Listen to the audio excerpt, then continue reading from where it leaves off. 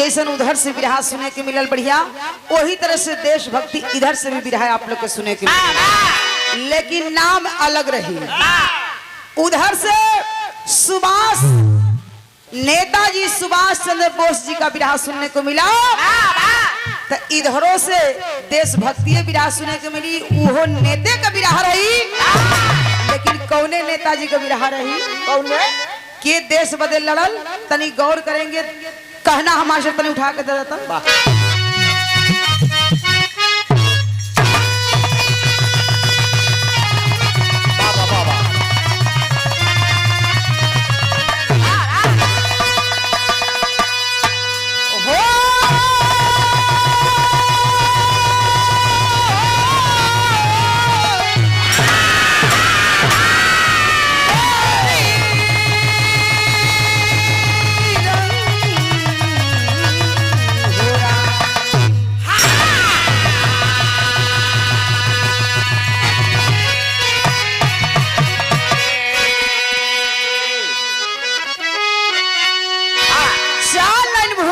कवि के लेखनी अगा करती है। कहना हो कैसे मास्टर, कुछ करके मरो याद दुनिया करे, कुछ करके मरो याद दुनिया करे, व्यर्थ में जिंदगी को गमावो नहीं, खुद भरोसा तू अपने पे इतना करो, मदद में दूसरे को बुलावो नहीं, कम हो लाखों सहो पग न पीछे करो,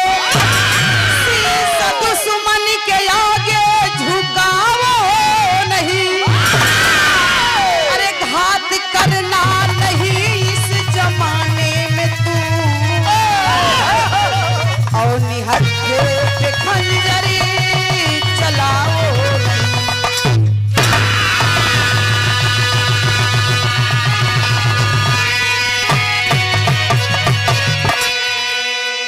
ए भैया तनी गौर करिहन,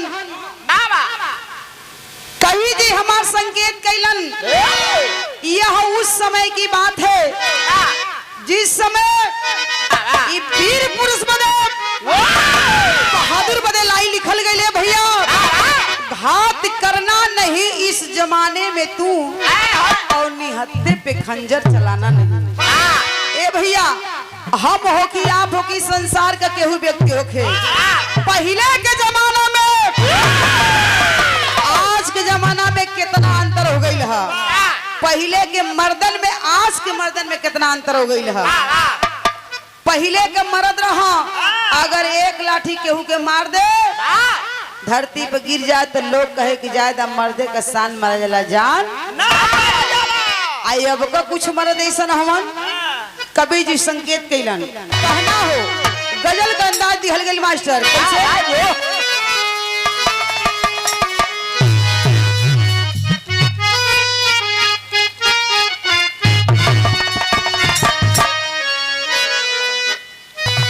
पहले का पुरोधा कलाकार लोग कुछ लोग गा के धरती के छोड़ के चल गईलन, उहे गजल लगल हमन तो वैसन गा ना पावल जाई, जेके केहू देखले नहीं थे तो का गाई, लेकिन तनी मनी ई प्रयास हो कैसे कि काबे में तेरा जलवा, काशी में नजारा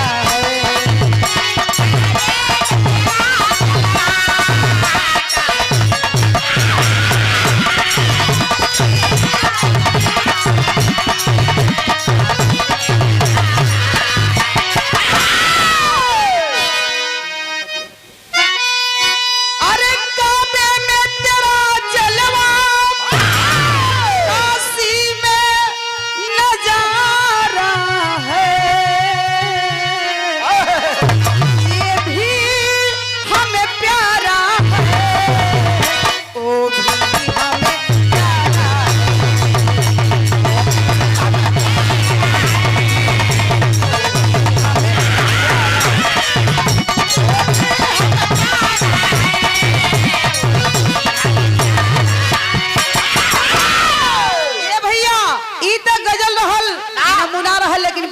जी भाव दिहलन, वीर पुरुष बदे बहादुर बदे लाइन लिखल गई कैसे,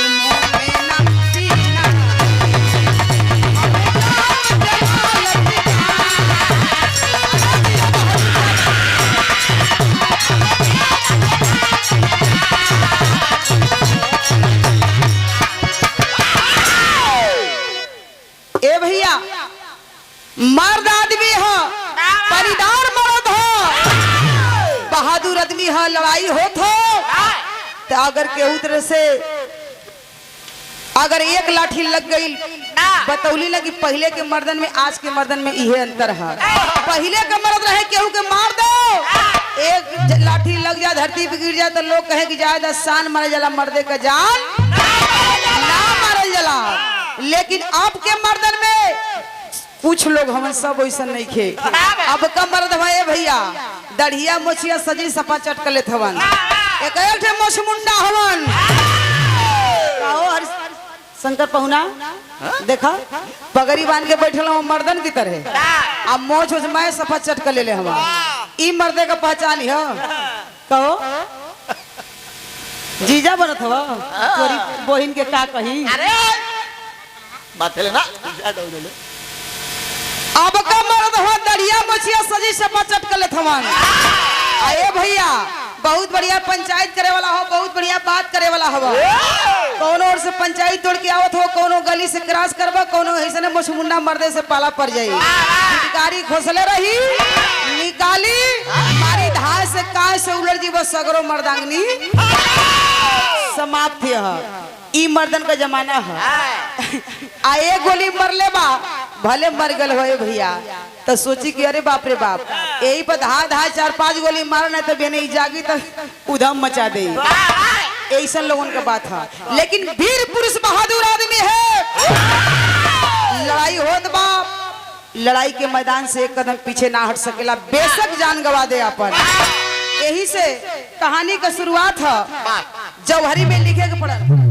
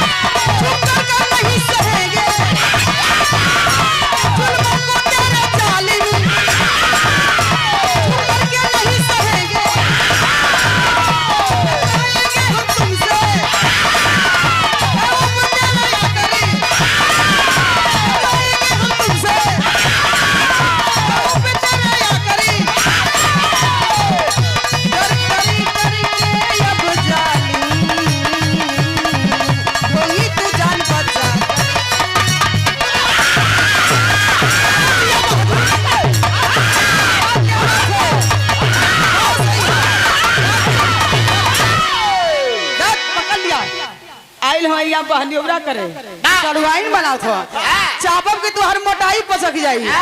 कहो हरिंदर पहुना आप गइला हाँ ई होला मर्दे के बाद। हम तो कहीं मर्दे जरूर चवन्नी झांस हवा, लेकिन एक ही कहल जाला मर्द। अब उठ के मर्द होइबा बैठ के बिरहा सुनबा, उठ के बैठ जा। ए भैया काहे से कि गुरुजी के तो हम कुछ कहब ना, गुरुजी भले अपने मुंह से हमके कुछ कह दा। हां सही है हाँ के करीब घानी गिरी ने गिरी ना तनी बनी रमेश भैया गिरी तो गिरी। ए भैया यह उस समय की बात है जिस समय हमारी भारत माता जंजीरों की बेड़ियों में जकड़ी हुई करा रही थी। हमारा हिंदुस्तान अंग्रेजों के अधीन था मेरे साथियों, अंग्रेजों का गुलाम था। उसी समय हमारी भारत माता करा रही थी कोई मुझे आजाद कराए। ए भैया अंग्रेजी हुकूमत के दौरान देखे आज हिंदुस्तान के ऊपर कहर छोले बा, हिंदुस्तान के लोग त्राही त्राही कैले हमन। ओ समय देखे हमारे देश के क्रांतिकारी नौजवान कोने कोने से एकजुट होकर के क्रांति का मिसाल जला करके अब बाबू चलल हमन देश के आजाद करावे बदे। लेकिन देखे ओ समय जब देश के आजाद करावे बदे क्रांतिकारी देश के कोने कोने से तैयारी कैले हवन हो तो बा के नाम मिलल के रहल यहाँ तर्ज बदल गेल मास्टर।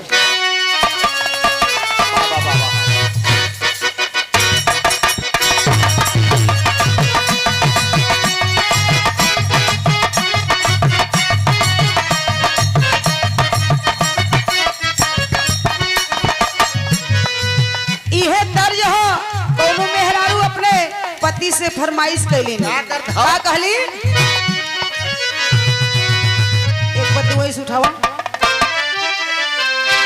कहना हो उ मेहरारू कह तरीका कहली अरे हमारे पावजे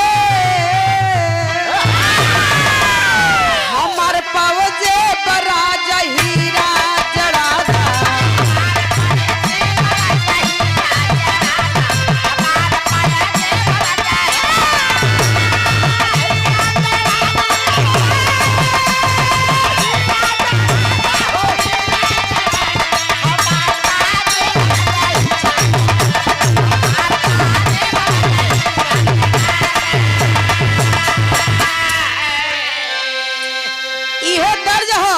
लेकिन बिरहा में कभी जी भाव दलन ए भैया वो समय देखे होत का बार रहल के क्रांति का मिसाल जला करके लेकर के लड़ाई लड़े बदे तैयार हुआ कहल गेल के रहल कि करी जो वतन में अब बागी बगावती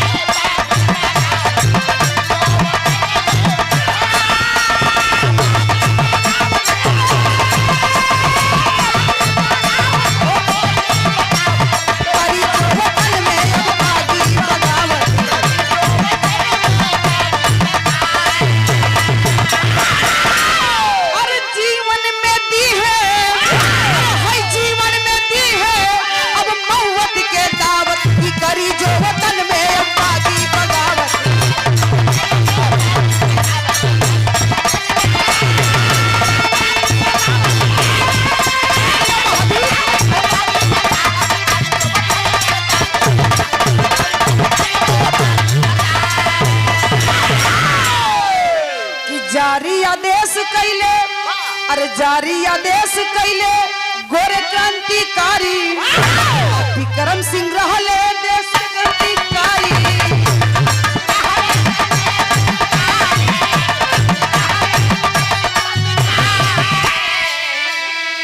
अरे रखले अंग्रेजवन के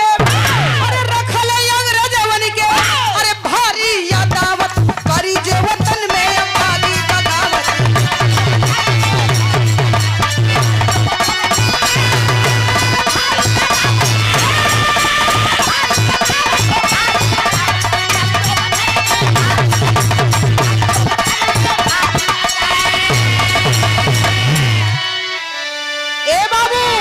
भाई देखे मेरठ के क्रांतिकारी विक्रम सिंह रहलन विक्रम सिंह लेकर के मसाल अपन दोस्तों के क्रांतिकारियों के साथ में चल दिए हमें आजादी चाहिए भैया अंग्रेजन से लड़ाई लड़े बदे तैयारी कैले हमन तो देखे जे ते तराक रहेला कोनो चीज में तो करे पे बड़ा दुश्मन पड़ेलन देखे बाबू विक्रम सिंह जब आगे के तरफ बढ़ल हुआ तब होत का बा मास्टर यहाँ टेरी का भाव दिया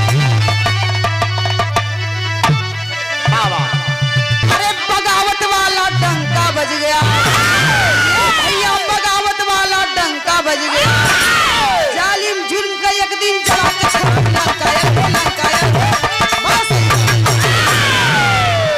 जालिम जुर्म का एक दिन जला के छोड़ब लंका बगावत वाला डंका बज गया ए भैया विक्रम सिंह जब तेज तराक पड़त हुआ लड़ाई लड़े बदे चलत हुआ ओ समय देखे ए भैया हम कहिला जितने ए देश के आजाद करौला में मर्द लोग का भूमिका रहलो से तनको कम मेहरानों का भूमिका ना रहल आए भैया जितने देश के आजाद करौला में मर्द लोग रहलन क्रांतिकारी रहलन ए भैया और वो से तनको कम आई छिनरो ना रहलन ई जाके चोरी लुका तनी ओहर चाटिया में तनी एहरो चाटला ए भैया उतने देश में गद्दार भी रहलन आ गद्दारी करत के बाद कहना हो कि कर दो समर्पण विक्रम सिंह, कर दो समर्पण विक्रम सिंह, रास्ता छोड़ आजादी का, सवरना लिख देंगे इतिहास तेरे बर्बादी का। ऐलान ऐलान कर दिया अंग्रेज कि विक्रम सिंह ये जो लड़ाई है तूफान है ये सब छोड़ दो, छोड़ करके आ जाओ मेरे सामने, हम लोगों से मिल जाओ, ये इसी में तुम्हारी भलाई है। लेकिन ये भैया विक्रम सिंह प्रण किलन की ना देश बदे लड़ के मर के शहीद हो जाई, इतिहास के पन्ने में नाम अमर कर जाई, लेकिन अंग्रेजों से हाथ ना मिला सकिला। ए भैया भैल का कि कुत्ते के भुकने से जालिम, कुत्ते के भुकने से जालिम आसमान न झुकने वाला है, दहशत के डर से क्रांति का तूफान न रुकने वाला है। दोस्त चमन सिंह विक्रम का, अरे दोस्त चमन सिंह विक्रम का भारी किया वो गद्दारी है, अरे मुखबिर बना अंग्रेजों का दिया खबर वह सारी है। अंग्रेज अपन व्यवस्था बना लेहलन, विक्रम सिंह का दोस्त चमन सिंह रहलन, आज चमन सिंह से जाके अपन लवालूसी लगा के वो चमन सिंह के अपने में मिला लेहलन। आज जब मिला लेना पैसा रुपया का लालच देके तो देखे अंग्रेज राय देहलन कि देखा ओ विक्रम सिंह के कैसो हमनी से भेंट करा दा, ओके पकड़वा दा, आज जब पकड़वा देबो तो तू के लाख 2 लाख मांगल रुपया इनाम हमन दिहल जाई। ए भैया देखे चमन सिंह अपना दोस्ती भूल गया, लोभ में लालच में आकर के आज विक्रम सिंह के पकड़वा दिहलस।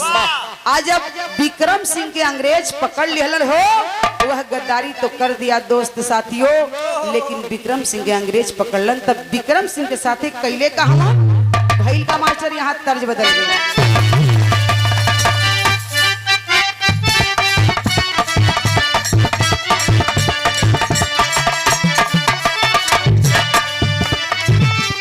यह तर्ज हो कोनो मेहरारू अपने मर्दे से रिसिया गईली, तो आप लोग देखले हैं जब मेहरारू रिसिया के जाले तो पहले बार अक्सर लुगरी दाब के काकी में भागे, तो वो मेहरारू जब भागत थी रिसिया के नहीं हरे तो कभी जी हमार संकेत कर देहलन, उहे गीत लिखलन। कौन गीत? ससुरे से रूसली बा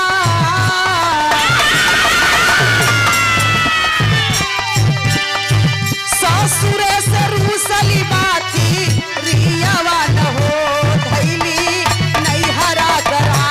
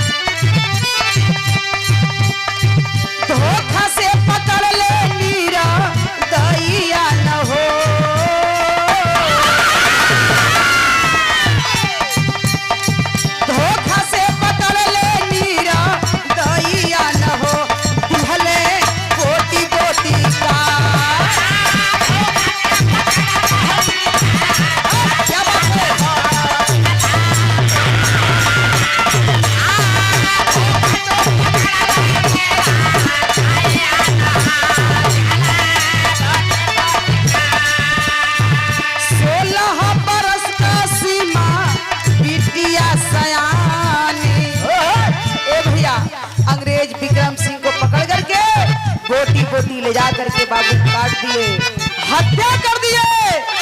आज जब बोटी बोटी काट दिलन ए बाबू तो देखे विक्रम सिंह का धर्म पत्नी जेकर नाम मिलल अर्चना, कहना हो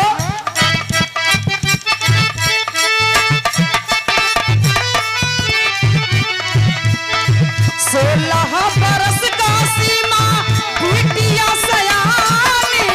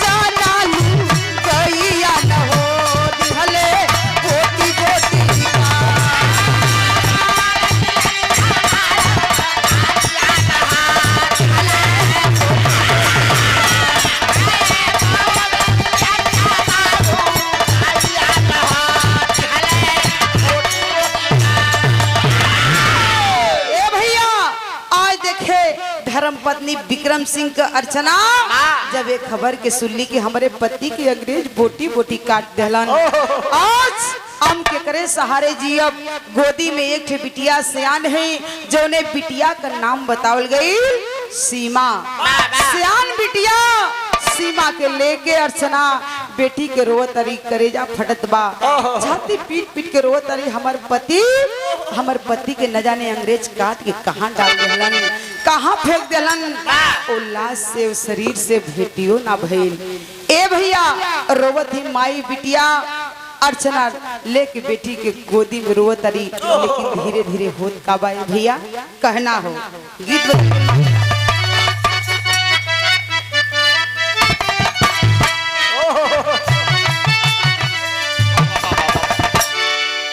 यह तर्ज कौन तर्ज है? वाह, इहो समय ई गीत कई कई तरह से कलाकार गौलन, यही गीत के पुरधा कलाकार कुछ लोग धरती के गा के छोड़ के चल गईलन, ये धरती से चल गईलन। पहले के पुरधा कलाकार लोग गावे, कैसे गावे मास्टर?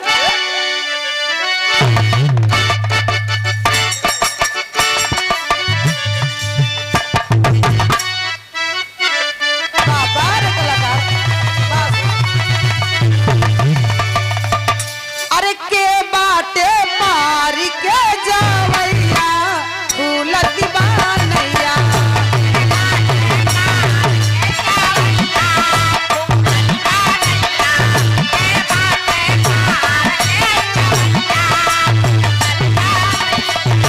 ए भैया ई तो पुरधा कलाकार लोग अपने अंदाज में गावे, लेकिन यही के ये समय में फास्ट में लोग गावत हवा। मास्टर साहब कैसे गावत हवा?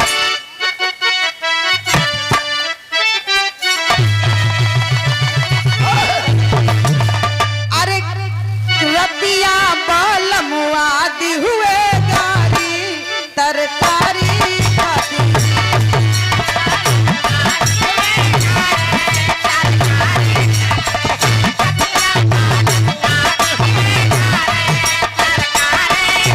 कौनो मेहरारू रहे, कौनो मेहरारू झाड़ू लेके सुबह की बेला में बाहर दबा दुआर, बगल वाली सहेली देख के कलक काहे सखी आज कैसन मुहवा बड़ा गिरौले बड़ू हो, कलिया बड़ी खुशहाल रहलू। तो मेहरारू अपने सखी से कहतिया के सखी का बताई हो, रतिया मुँह फुकौना आ गए पी के, ए सखी तक का बहुए तो जोने मर्दे के छोड़े के रहला मेहरारू के 17 गो शिकायत करी, आ नहीं तो ये कही कि खिरिया में नमकवे ना डलुए। ए भैया मेहररुआ कहलस के सखी का बताई हो, रोज रोज के कर धंधा है ना सुधरी, तब कहले रहल का कहे का कहला?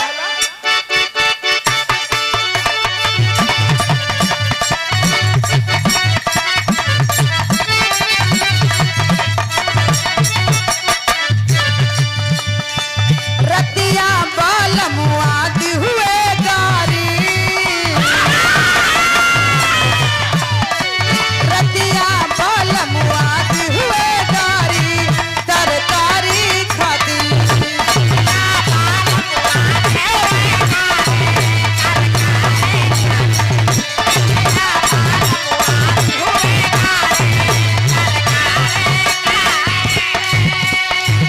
अरे तरकारी खाती देखो तरकारी खाती,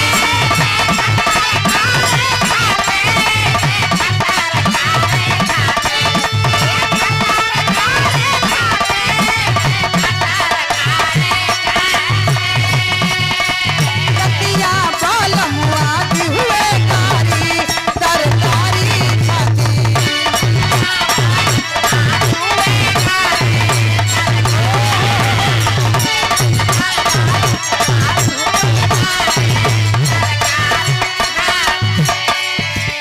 इतना गीत हो लेकिन कहना है ओ समय देखे इधर रामपाल नाम का दरोगा परेशान कर देता है, अब समझ गया कि अर्चना के घरे केहू मर्द नहीं खे, आ जब केहू मर्द ना हो तब हमार जीवन चाहब हम जीवन करब, मनमानी जैसे चाहा वैसे करब। देखे रामपाल दरोगा अर्चना के घरे पहुंचता है, कहता है, क्या कहता है मास्टर, गौर करेंगे।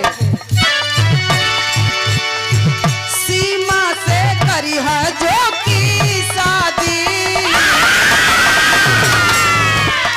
सीमा से करी है जो की शादी, फौलादी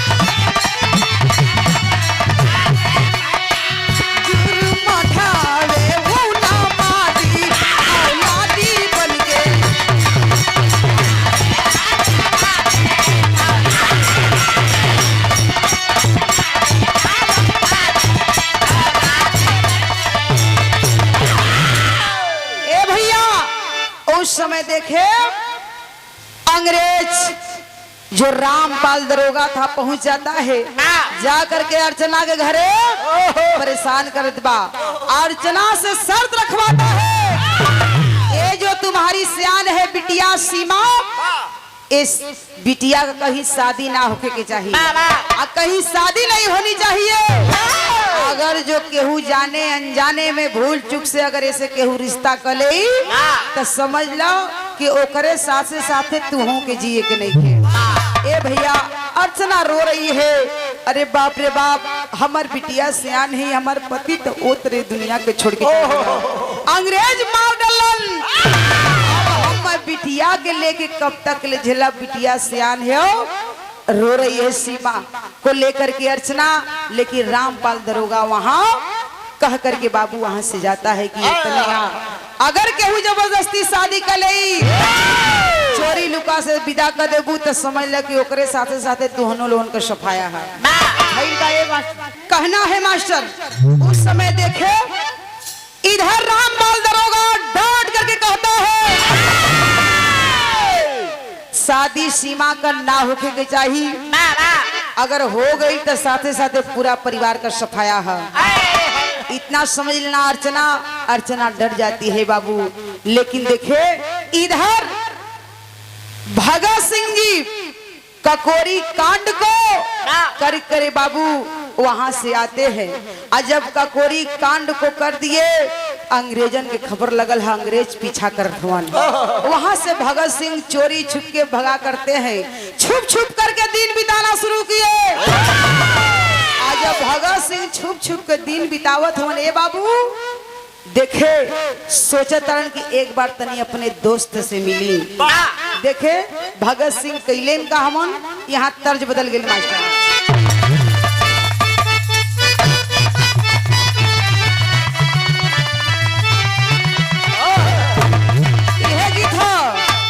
बदन भैया कि कोनो प्रेमी बाबा प्रेमिका से कहलस बाबा, आ चाहे कोनो मेहरारू से मर्द कहला, का कहलस मास्टर? तोरा नैहर में तू दुगो यार रे मोर संग ना जइबे।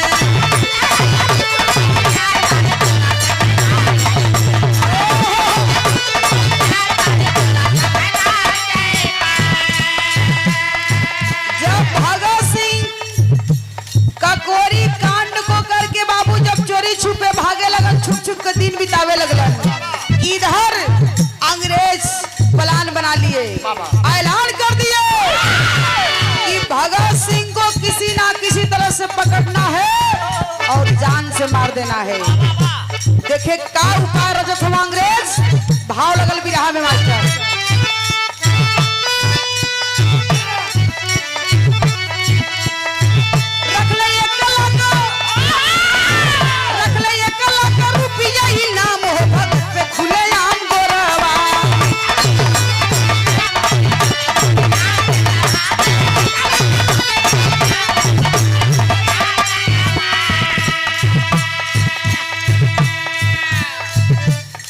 साधु भेसवा में रहे भगत सिंह सानी।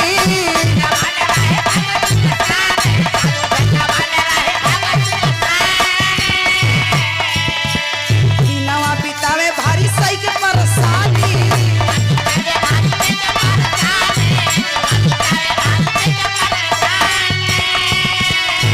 पहुंचे अर्चना के एक दिन उधाम हो भगत सिले आम गोरवा।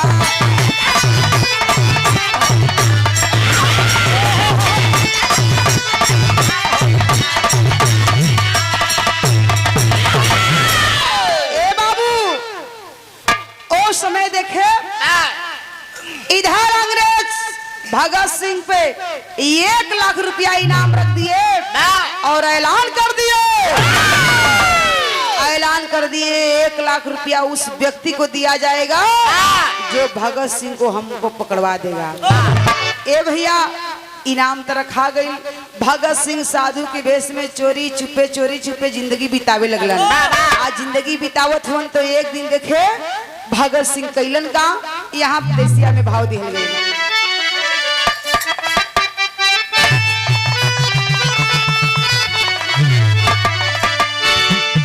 चोरी छुपे रात्रि की बेला में अर्चना के घरे भगत सिंह पता लगावत आ गईलन। आज जब रात्रि की बेला में आइल हवन अर्चना के देखलन तो सोचे लगलन अरे मांग में सिंदूर नहीं बा। अर्चना रोवत बा। आज भगत सिंह सोचलन कि हमारा दोस्त रहे तनी दोस्त से मिली, लेकिन देखला अर्चना लुगाई के तो सोचे लगलन कि आखिरकार हमार दोस्त नहीं खन लौकत। पूछ रहे हैं पूछत भगत सिंह कि हमारा दोस्त नहीं खन दिखाई दे। अर्चना फुट फुट करके रोने लगती है। तो रोवे लगली तो रो रो के एक बात कहत है। का कहली कि पूछले पे अर्चना अब बतावे सारी बतिया हो। सजन के मारे रे जहई कामिनावा कि बिटिया सयानी सीमा। रो करके कहती है आप अपने दोस्त से मिले आइल बनी, हमार पति दुनिया के छोड़ के चल गिलन। आज हम जिंदा लाश बन के जियत हैं। पति दुनिया के छोड़ के चल गिलन। हमार दोस्त विक्रम सिंह कहाँ चल गिलन? विक्रम सिंह कहाँ चल गिलन? रो रो के भगत सिंह की आंख से आंस गिरे लगल। आज जब गिरे लगल अर्चना रो रही है, फुट करके रोने लगती है। भगत सिंह के पकड़ के पांव छान के रोवत रही कि हमार पति अपने से ये दुनिया छोड़ के ना गइलन। अंग्रेज पकड़ के बोटी बोटी काट दिले हवन। हमार पति दुनिया के छोड़ के चल गिलन। बता रही है पूछत हुन भगत सिंह का कि बिटिया सयानी सीमा आ घर में बाटी हमारे हो। आ सदिया पे रोकावा लगवले बेईमाना।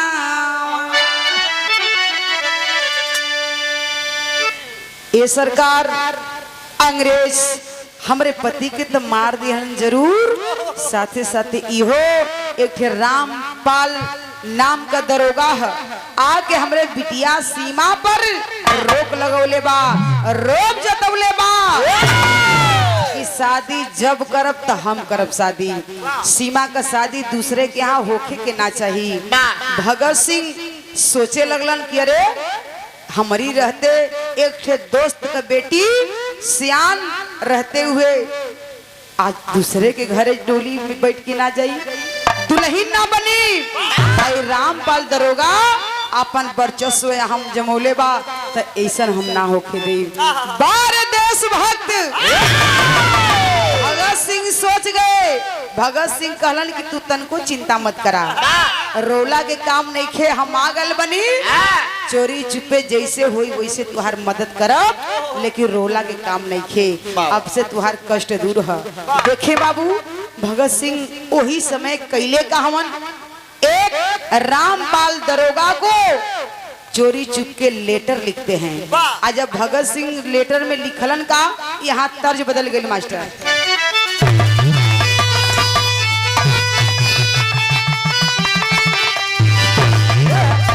यह तर्ज है अपने जवानी के लहर में सरस्वती पुत्र स्वर्गीय बेचन चाचा, स्वर्गीय बुल्लू दादा, स्वर्गीय रामदेव दादा, ई लोग भैया ओइसन बगिया के सीटे वाला फिर धरती पे केहू पैदा ना हुई। लोग अपने में जवाब सवाल गावा।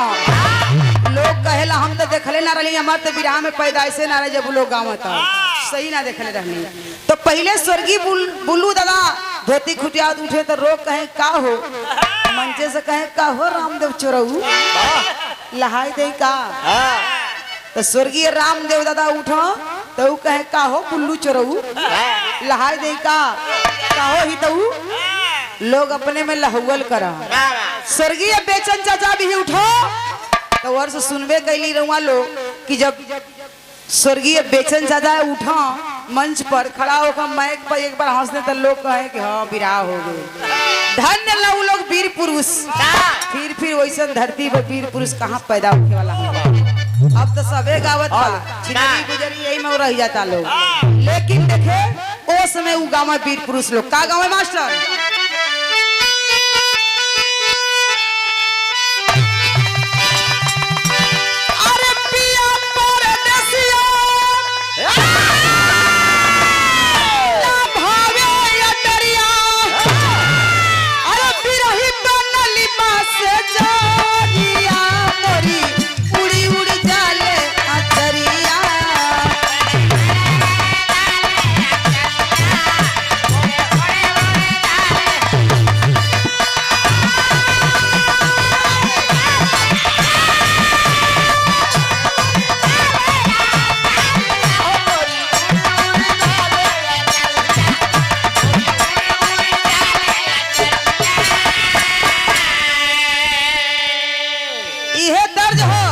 लेकिन बिरहा में भाव दिल गई।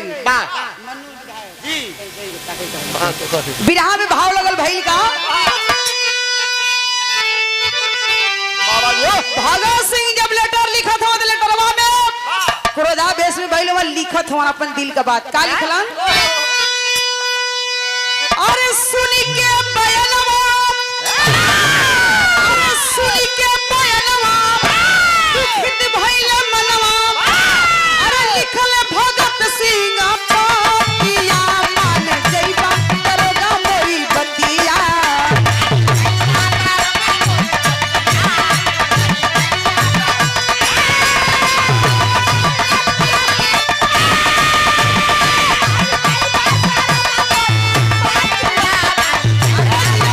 क्या बात है।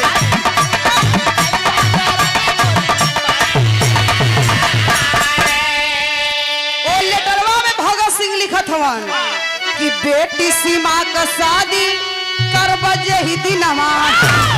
लेटरवा में लिखलन ओ रामपाल दरोगा के नाम से कि बेटी सीमा का शादी करब जही दिनवा। आई आत्मा समर्पण करब आके थनवा।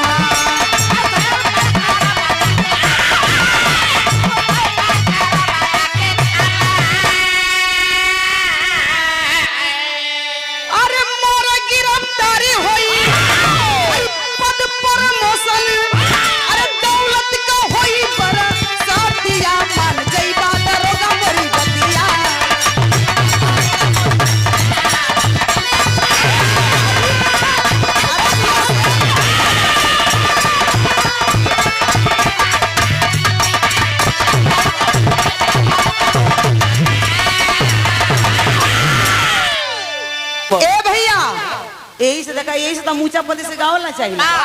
हम जाने लगे हारमोनिया से बड़े पति बढ़ा के बोल यही से कहीं ना कहीं कम से बजाल करा।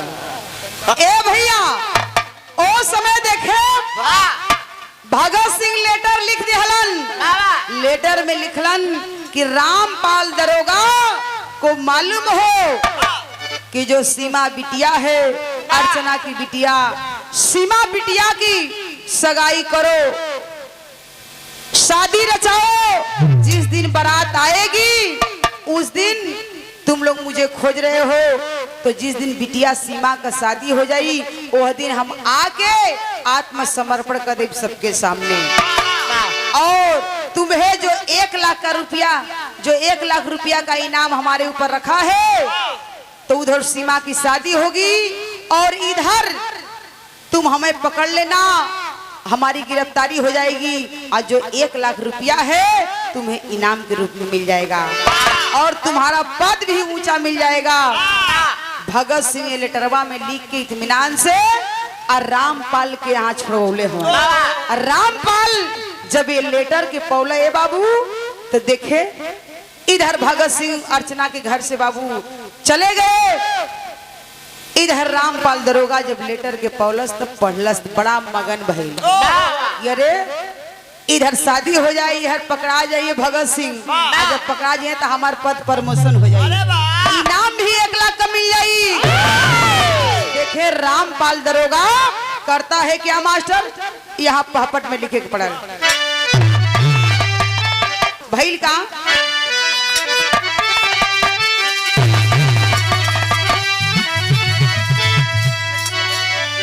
अरे भैली दरोगा का दुनिया में छाती पाती पढ़ करके, भैली दरोगा का दुनिया में छाती पाती पढ़ करके आज सच के द्वारे आ गई ले मराठी पाती पढ़ करके।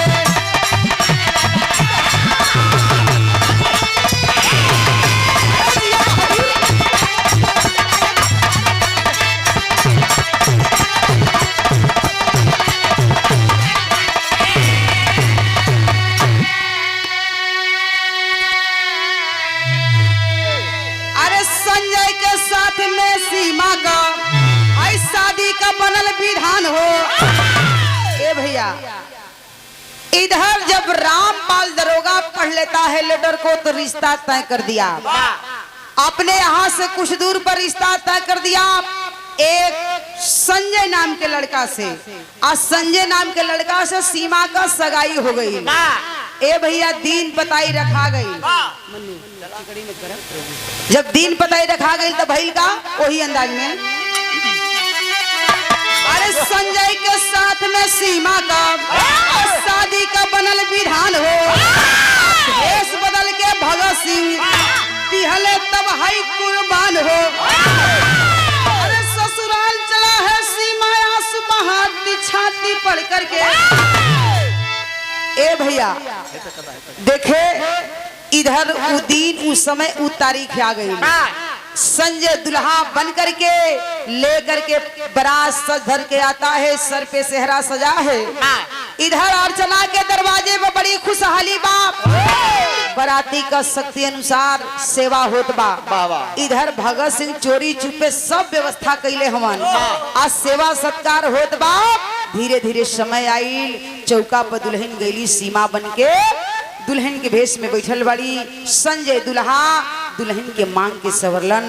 धीरे धीरे बाबू सुबह हुआ, जितर से हर लोग अपने बिटिया का शादी करेला दान दहेज के साथ, वही तरह से दान दहेज के साथ भगत सिंह अपन बिटिया बना के पांव पूज के शादी कर देहलन, कन्यादान दे दिए।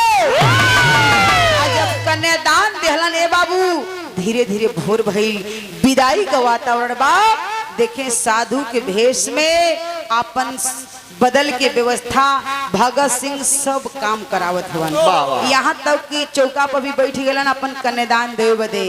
केहू पहचानत नहीं खे कि भगत सिंह बाणा साधु के भेष में कन्यादान देत हवन।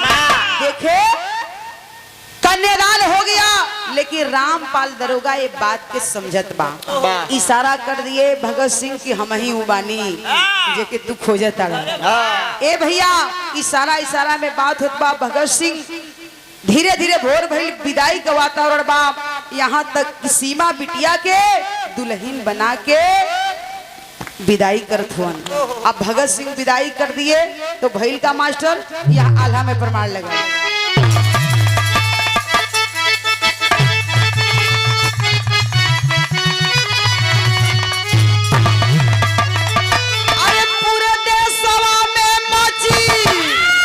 पूरे देशवा में मची कैले तहलका भई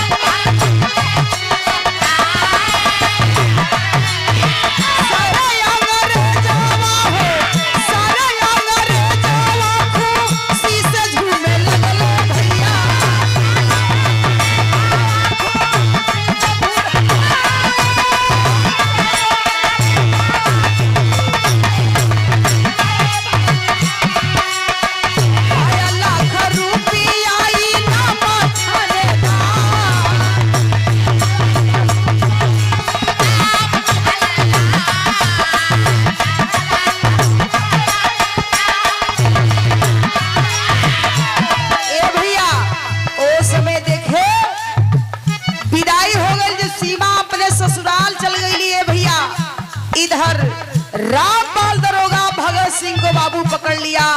आज जब पकड़ लेलस ती बात का हल्ला हो गई, चारों तरफ चर्चा हो गई। वह अपना इनाम भी ले लिया, हाथ में हथकड़ी लगा दिया। भगत सिंह को कैद करके ले करके रामपाल दरोगा चल दिया।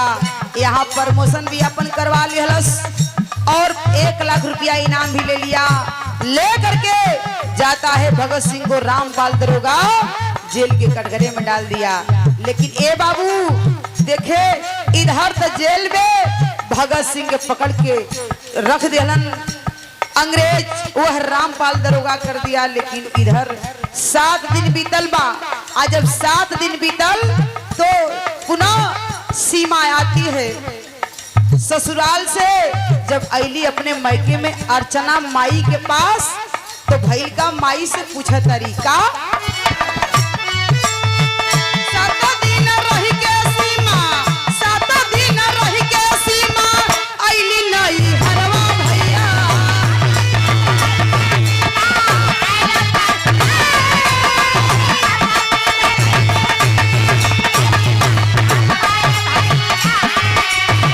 रोई रोई माई से बताई समाचार।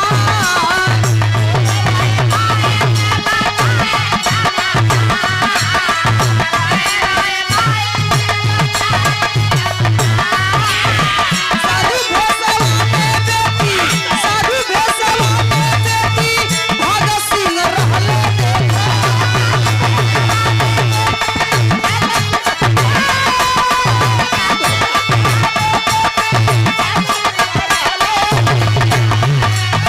बाबूजी का दोस्त तुहरे लहले वफादार।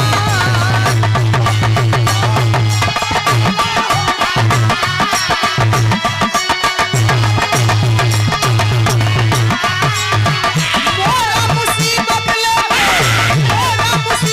लेके अपने सिरवा पे बेटी।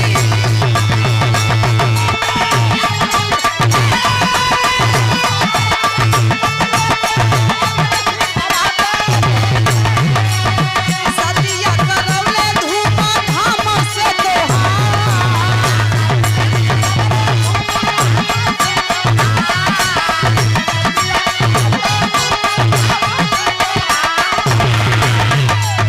नैनी जेलवा में सब, नैनी जेलवा में सब, बंद कइले बाटे बिटिया।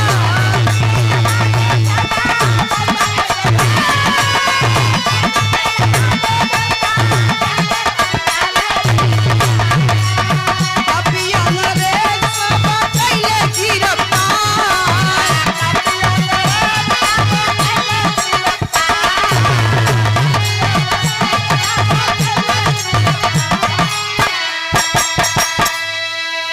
भैया उस समय देखे, जब 7 दिन बिता है ससुराल से, आती है सीमा अर्चना माई से पूछत तरी, माई बेटी दोनों भेटत तरी। रो रो करके पूछती है कि माई इतना कुल व्यवस्था भइल कैसे कैले रहलू, आखिरकार उ के रहल। तो ये भैया वह अर्चना रोते हुए बताती है कि बिटिया, बिटिया तोहके पता नहीं खे, जे तुहर शादी कइल कन्यादान देहलस, आपन बेटी बना के पांव पूजलस, कन्यादान देहलस हो बेटी। उहे भगत सिंह रहलन जो साधु के भेष में सगरो कार्यभार संभले। उहे भगत सिंह रहलन। ए बाबू, जब इतने बात अर्चना का सुनले, कहल कि माई, माई आज बाबू का फर्ज अदा कैलन। हाँ बिटिया, तोरे बाबू का वो दोस्त रहलन, खास दोस्त रहलन, साथे साथे लोग रहा, उहे तोहके बेटी बना के कन्यादान दिलन, तोहर विदाई कैलन, सगरो व्यवस्था उहे कैलन हो बेटी। इतने ना आपन कुर्बानी देके, आपन कुर्बानी देहलन कि हमार भले जान चल जाई, लेकिन हमारे बिटिया का जान न जाए, हमारे बिटिया के इज्जत के ऊपर आंच न आवे। बाहरे भगत सिंह देशभक्त। देखे बाबू, भगत सिंह के विषय में जब सीमा जनलस हो, माई से कलस की माई ई बतावा, अरे अपने खातिर तो सभे धरती पर लड़ाई लेला हो, अपने खातिर सभे जियता, सभे जियला ए माई, लेकिन आज हमारे बाबू को दोस्त हम की बेटी बना के अपन हमारे खातिर अपन जिंदगी कुर्बान कर दिहलन। अंग्रेज कहाँ रख ले हन माई? तो अर्चना मतारी बतावत बा कि ये बेटी ले जाके वो रामपाल दरोगा भगत सिंह के नैनी जेल में डलले बा। ए भैया जब इतने बात जल्लस सीमा कलस की माई अब तनको चिंता कैला के बात नहीं खे, जे तरह हमरे खातिर हमार बाप बन के फर्ज अदा कैलन वही तरह से हम हो बिटिया बन के बाप के साथे फर्ज अदा करब। देखे बाबू, बारे हमारे देश की नारी, बारे हमारे देश की अबला, वह सीमा प्लान बनाती है, करती है क्या? कलश की माई तनिको हमरो तू चिंता मत करिया, हमरो चिंता तू मत करिया, हम जात हई, अगर जिंदा रह तो लौट के आई माई जरूर तुमसे मिले, अगर जिंदा ना रह तो समझ लिया कि तुहार बिटिया ए देश बदे भारत माता बदे लड़ के मर के कुर्बान हो गई, शहीद हो गई, इतिहास के पन्ने में नाम अमर कर गई। माई हमके समझ रही कि देश खातिर हम मर गई, एक पिता के लिए एक बिटिया मर गई। माई तू तन को चिंता मत करिहा, अगर जियत रहब तो जरूर तुमसे आके मिलब। ए भैया देखे वह सीमा प्रण कर लेती है और दौड़ते हुए चल देती है, दौड़ते हुए पहुंचती है, हथियार से लैस हो गई। मैं अपन सदा लेहस कि अब केहू आई तब देखल जाई, हथियार लेकर के सज धज करके बाहर सीमा हमारे देश की नारी लड़ाई करने के लिए चल देती है। कौने जगह पर? जौने जगह पर नैनी जेल में भगत सिंह के रामपाल दरोगा कैद कैले रहल, आज जब कैद कैले बा तो चल देती है सीमा। कैसे मास्टर? आखिरी लाइन,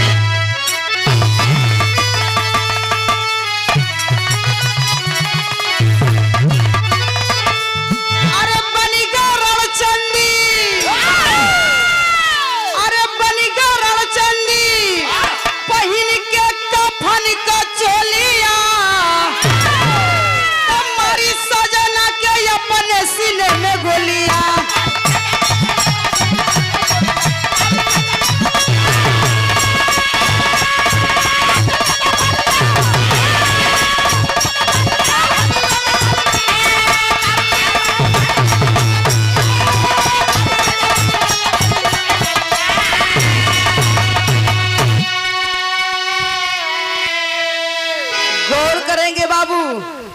शंकर पहुना और जी मत लावा नहीं के परसे के तनी शांत होगा 5 मिनट।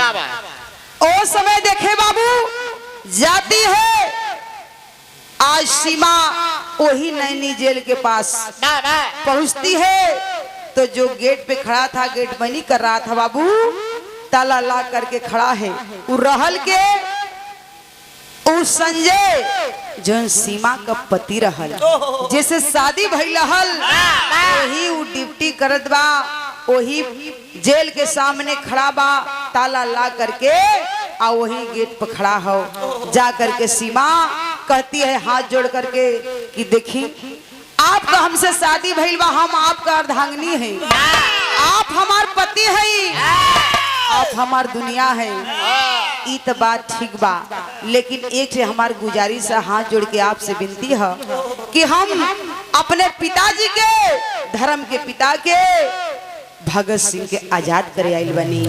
हमार विनती है कि जो ताला लाख हाथ के हथकड़ी बा प्यार से कहतनी कि अंग्रेज एने ओने बाझल बड़ा आई आप खोल दा तो बड़ी आपका कृपा हुई। हमार बाबू के आप कैद के का पैबा, हमार धर्म के पिता बड़ा हमार साथ दिले हवन, बिटिया के साथे बाप बन के फर्ज अदा कैले हवन, तो हमार इहे आपसे गुजारिश बा कि ताला खोल दो, आप हाथ के हथकड़ी खोल दा, हमरे पिताजी के आजाद कर दो। देखे बाबू राय से सीमा हाथ जोड़ती है, विनती करती है, लेकिन जो संजय पति हवन वह भी अपना फर्ज अदा करता है। कि देखो इस वक्त हमारी पत्नी नहीं हो, इस वक्त समझ लो एक तरह से हमारा तुम दुश्मन हो, तो मेरी एक बात सुनो, मैं इन लोगों का नमक खाता हूँ, पैसा लिया हूँ, पैसा कमाता हूँ, और इतना याद रखो कि मैं भी अपना फर्ज अदा कर रहा हूँ, मैं भी यहाँ से हट कर नहीं जा सकूंगा। तुम्हारे लिए बेशक हमारी पत्नी हो, लेकिन तुम जगत से पत्नी हो। यहाँ हम नमक खाए हैं तो नमक का फर्ज अदा करना है। हम यहाँ से नहीं हट सकते। बार बार सीमा प्रेरित कर रही है, रिक्वेस्ट कर रही है कि चले जाओ, हट जाओ यहाँ से, सामने से, नहीं तो हम भूल जाएंगे कि तुम हमारा पति हो। संजय बोलता है मुझे भी गम नहीं है, तुम चाहे जितना जोर लगाओ हम सहने के लिए तैयार हैं, मैं भी अपना फर्ज अदा करूंगा। सीमा बार बार कहती है, हाथ जोड़ती है, विनती करती है, कलश की अब ऐसे ना फरियाई, अब सीधी अंगुली से घी ना निकली, अब टेढ़ा करे के पड़ी।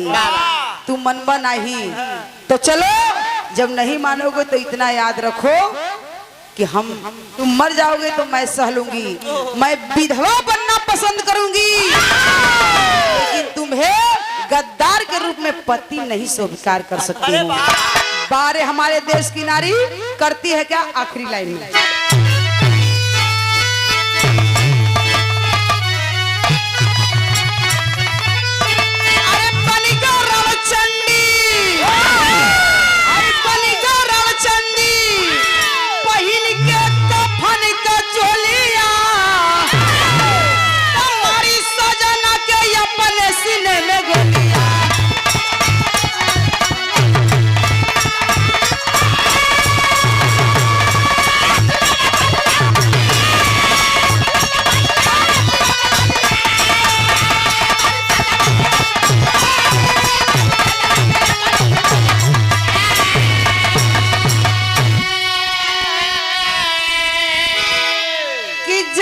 से बढ़ी के, अरे जनवा से बढ़ी के बा प्यारा मोर वतना,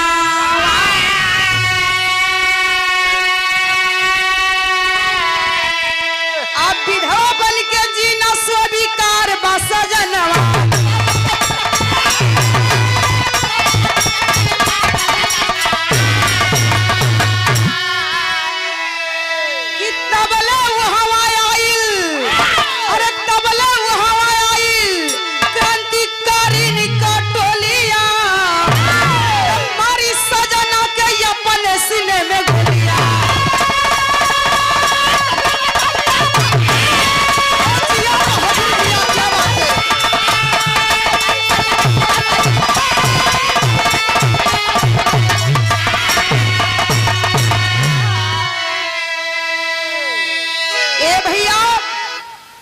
सीमा डांट करके कहती है, अरे नीच, तुम इतना याद रखना, मुझे विधवा बनकर के जीना पसंद है, लेकिन ऐसे गद्दार व्यक्ति को अपना पति बनाना स्वीकार नहीं है। तान लेती है गोली, तड़ातड़ चलाना शुरू करती है। तब तक क्रांतिकारियन का टोली भी आ गई वहां।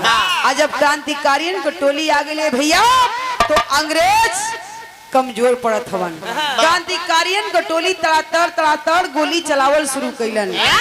जैसे बवलस अंग्रेजन के वैसे मरलस पिटलस। भैया कितना लोग जान से मरलन। अब देखे मौका मिला है, अब मौका मिला जब क्रांतिकारी भिड़ल हम अंग्रेजन से, तब इधर से सीमा को मौका मिलता है, अपने पति को तो मार दी, जाती है दौड़ करके। आज जीवन ताला लाख लेकर के बाबू खुल करके और उस नैनी जेल में से भगत सिंह को आजाद करती है, आजाद करवाती है। कि पिताजी आपने हमें बिटिया शब्द से संबोधित किया और बाप बन करके बिटिया के साथे बाप का फर्ज निभौली, तो एक ठे बिटिया अपने बाप के साथे, धर्म के पिता के साथे ये बिटिया अपन फर्ज अदा करती है। हमारी यह गुजारिश बा कि आप एक तरफ से मौका मिलल है, पिताजी आप यहाँ से भग जाई, आप जिएंगे पिताजी तो देश की लाज बचेगी, भारत माँ का सम्मान बचेगा, धरती माता का सम्मान बचेगा, भारत माँ आजाद होगी, हम मर जाए तो कुछ ना होगा। ए भैया मौका मिला है, भगत सिंह वहां से बाबू भाग चले। इधर भैल का मास्टर अगली लाइन में कहना है कि जेलिया के तोड़ी, अरे जेलिया के तोड़ी भगत सिंह के भगवान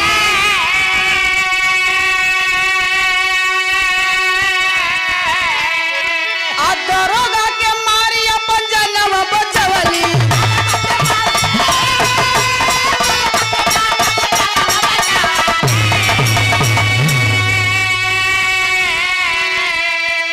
अरे बोली जय हिंद को बोली जय हिंद वंदे मातरम का टोलिया मारी सजना के अपने सीने में गोलियां